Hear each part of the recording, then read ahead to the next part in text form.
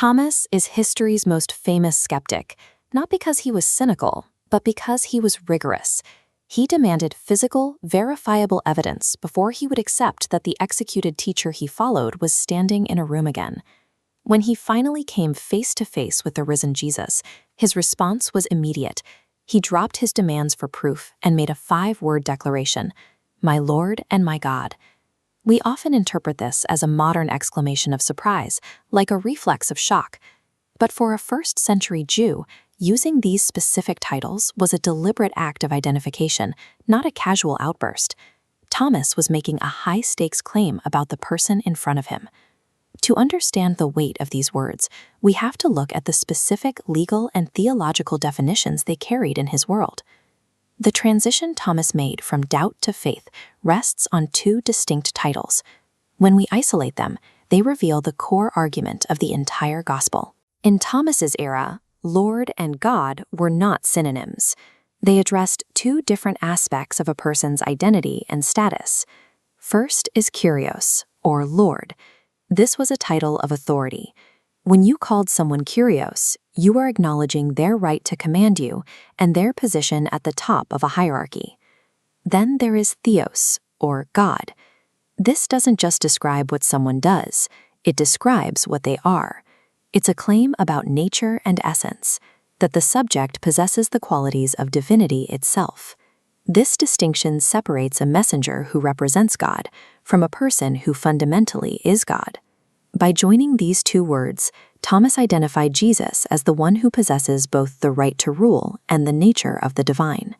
Thomas concluded that these 2 realities are inseparable. In his view, you cannot submit to Jesus' authority as Lord without also recognizing his identity as God. Thomas wasn't inventing this language on the spot. He was drawing from a vocabulary that had defined the Jewish people for centuries. In the Hebrew scriptures, specifically the Psalms, the phrase, "My Lord and my God," was used to address Yahuwah, the God of Israel, the source of all existence. By applying this exact language to Jesus, Thomas was making a staggering identification. He was looking at a man and seeing the God of Israel. This specific moment serves as the resolution to a narrative framework that spans the entire Gospel of John. The book begins in chapter 1 with the statement that the Word was God. It ends here, in chapter 20, with Thomas's confession that Jesus is my Lord and my God. The chapters in between provide the evidence intended to support the central claim, leading the reader towards the same conclusion Thomas reached. The resurrection wasn't just a miraculous survival, it was the final confirmation of the identity the author had been presenting since the first sentence of the text. Beyond the literary structure of the book, we have to look at how Thomas phrased his commitment. He didn't just say, "You are Lord and God." He added the possessive, "my Lord and my God." This single word moves the claim from an objective theological fact to a deep declaration of personal allegiance.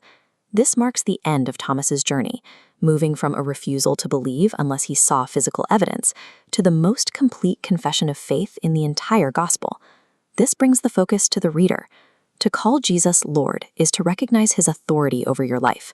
To call him God is to recognize him as the ultimate reality behind existence, not just a historical teacher.